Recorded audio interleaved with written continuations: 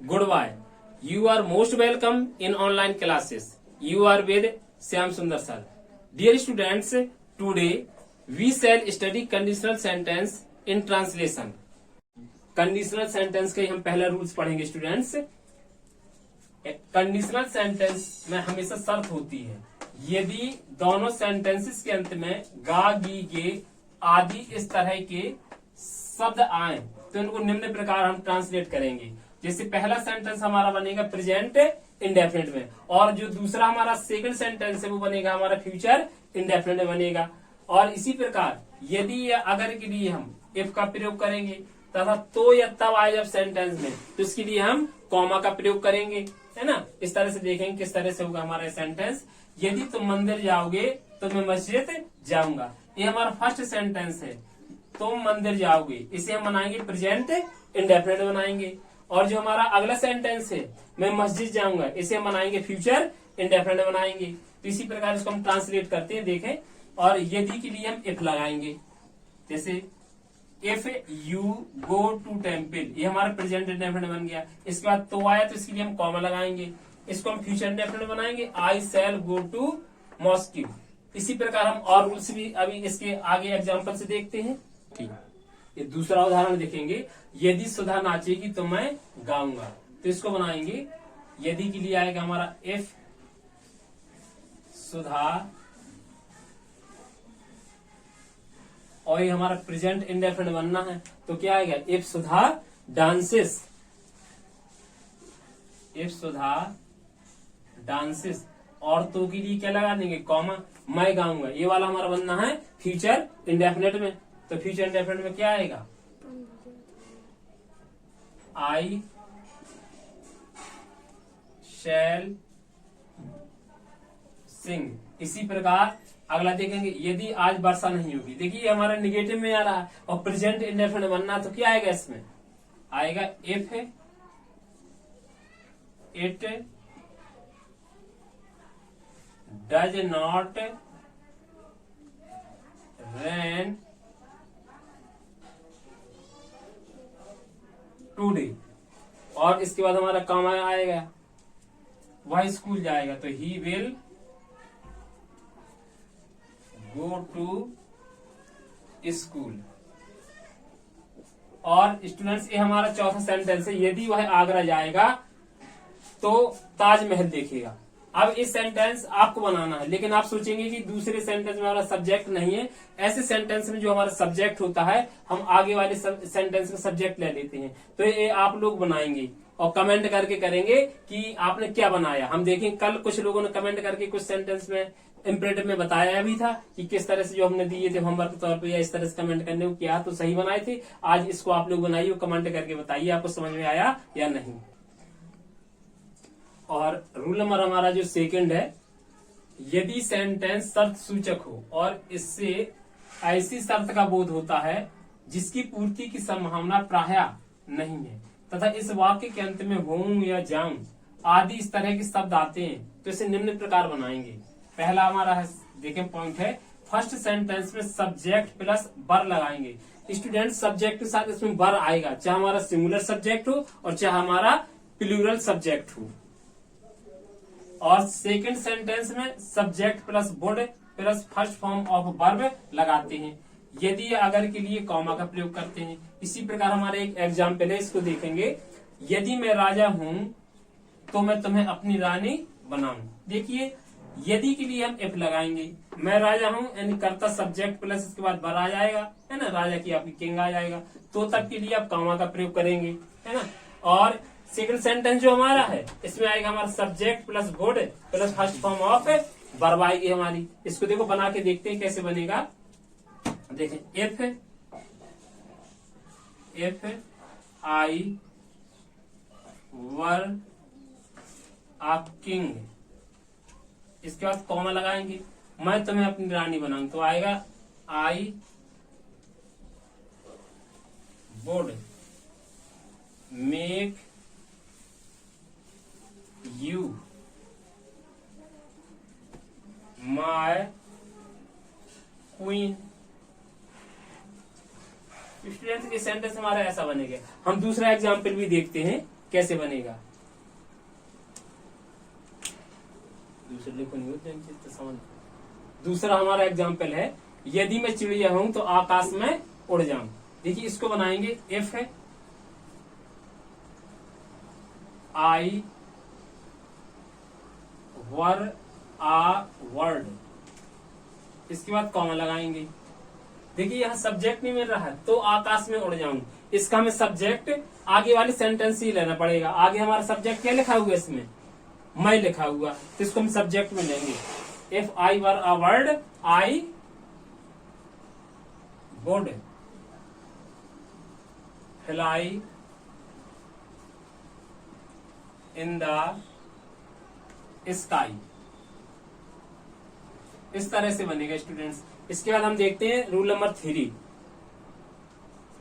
और हमारा ये तीसरा रूल है, यदि सेंटेंस एनी कंडीशनल शर्त सूचक हमारा वाक्य दिया गया हो तो वाक्य के अंत में क्या शब्द आए? ता ती ते शब्द आए। तो देखिए इसे किस प्रकार बनाते हैं। दोनों सेंटेंसेस के अंत में हमारा ता ती ती शब्द आते हैं। जैसे पहला है, फर्स्ट सेंटेंस को, जो फर्स्ट सेंटेंस है या फर्स्ट सेंटेंस को subject plus head plus third form of verb लगाकर बना देते हैं। और जो हमारा सेकंड सेंटेंस होगा उसमें करेंगे हम subject plus would head plus third form of verb लगाकर बना देते हैं। और यदि अगर के लिए इफ लगाएंगे तो तब के लिए कॉमा ही हमारा चलेगा, है ना। इसी प्रकार हमारा एक सेंटेंस है, यदि हेमेश ने कठिन परिश्रम किया होता तो वह सफल हो जाता। इसको देखें कौन सा सेंटेंस किस में बनना है। जैसे है हेमेश, ये वाला यहाँ से यहाँ तक हमारा पहला सेंटेंस है, तो ये subject plus head plus third form लगेगी इसमें। इसी प्रकार तो तब के लिए कॉमा लगाएंगे और वह सफल हो जाता है। ये सेंटेंस हमारा बनेगा सब्जेक्ट प्लस वुड हैव और plus third form of verb. और यहाँ पर यदि के लिए क्या लगाएंगे हम? इफ लगाएंगे। देखें कैसे इसका ट्रांसलेट होगा। देखिए हमारा उदाहरण है, यदि हेमेश ने कठिन परिश्रम किया होता तो वह पास हो जाता। तो बनाएंगे इफ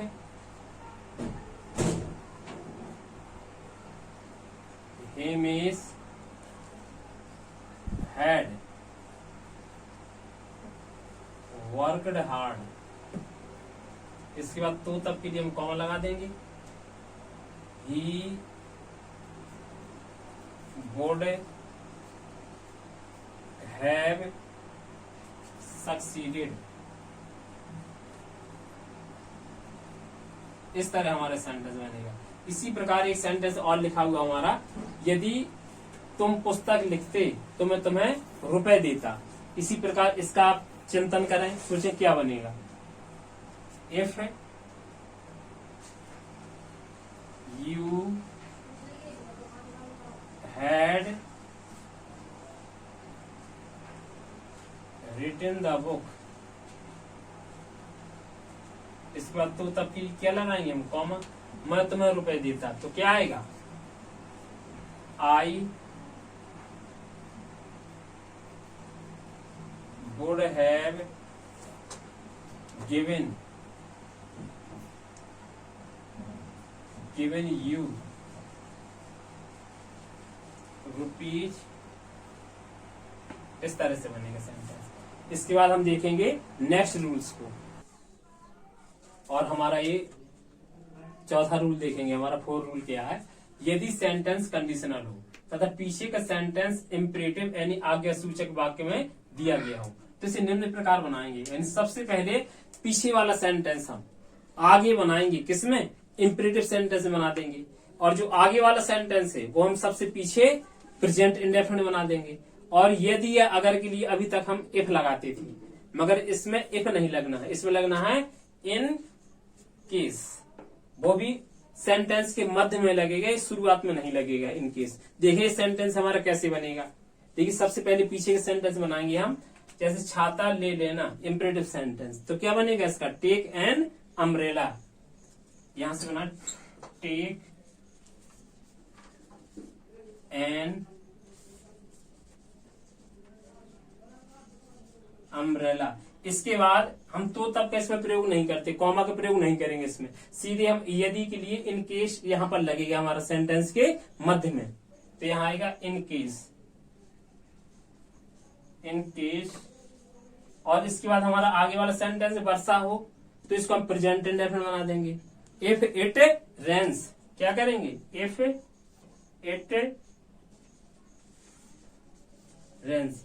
इस सेंटेंस ऐसे बनेगा हमारा एक। इसी प्रकार दूसरा सेंटेंस देखेंगे एक और हम किस तरह से बनेगा।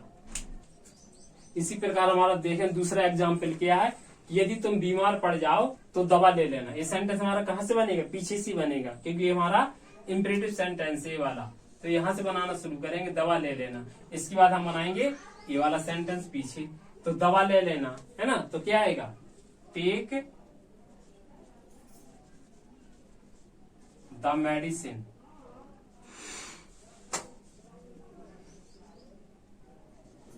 Medicine in case you fall ill, you fall ill। इस तरह से स्टूडेंट से हमारा बनेगा take the medicine in case you fall ill.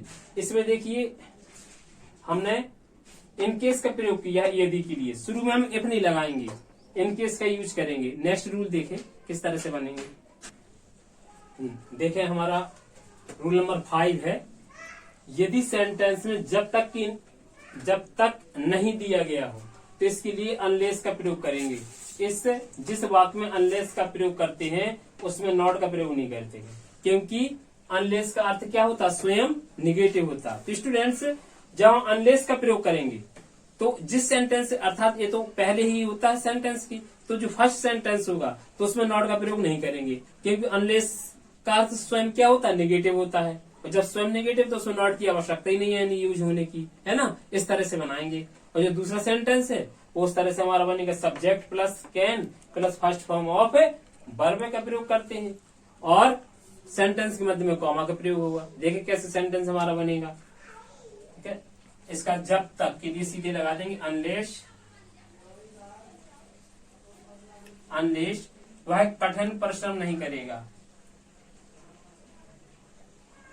he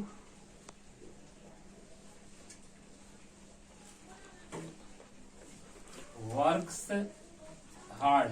देखिए इसमें हमारा नॉट का प्रयोग नहीं हुआ कहीं, क्योंकि अनलेस का प्रयोग हो गया। सीधे सीधे हमारा प्रेजेंट इंडेफिनिट बन गया, ही वर्क्स हार्ड, है ना। ही डज नॉट करके नहीं बना इसमें, तो आएगा अनलेस ही वर्क्स हार्ड। इसके बाद हम तब तक के लिए कॉमा लगा देते हैं, कॉमा आएगा हमारा यहाँ पर। और इसके बाद हमारा है subject plus can plus first form पर, तो वह पास नहीं हो सकता, ये नेगेटिव में है। जब हमारा दूसरा वाक्य नेगेटिव में है तो इसमें हमारा नॉट लग जाएगा। ऐसा नहीं कि यहाँ पर आप ध्यान दें कहते इसके साथ नॉट नहीं, इसलिए लगा कि भाई ये हमारा नॉट हो भी नेगेटिव हो भी सकता है सेंटेंस, और नहीं भी हो सकता है ना। जैसा हमारा सेंटेंस होगा वैसा करेंगे। अगर पीछे का हमारा नेगेटिव है तो हम उसमें नॉट का प्रयोग जरूर करेंगे। तो वह पास नहीं हो सकता, तो क्या आएगा, ही कैन नॉट पास। इस तरह से हमारा सेंटेंस बनेंगे। हम दूसरा एग्जाम्पल देखते हैं, उसको समझिएगा कि कैसे बनेगा। दूसरा एग्जाम्पल देखें आप, और ये दूसरा हमारा जो एग्जाम्पल है इसको भी देखें किस तरह से हमारा सेंटेंस बनेगा। जब तक आप अधिक अन्न नहीं उपजाएंगे तब तक आप अमीर नहीं हो सकते, है ना। इसको हम कैसे बनाएंगे, देखना। आपने फर्स्ट एग्जाम्पल देखा किस प्रकार बना, इसी प्रकार आप दूसरा जो एग्जाम्पल है इसकी इमेजिन कर सकते हैं। इमेजिन करके देखें कि आखिर क्या बनेगा, है ना। सही सोचा आपने कि सबसे पहले क्या लगेगा, अनलेस लगेगा, है ना। देखें तो क्या आएगा, अनलेस, है ना। यू करता हमारा है ग्रो, उपजाने के लिए उगाने के लिए ग्रो हो गया। Unless you grow more food,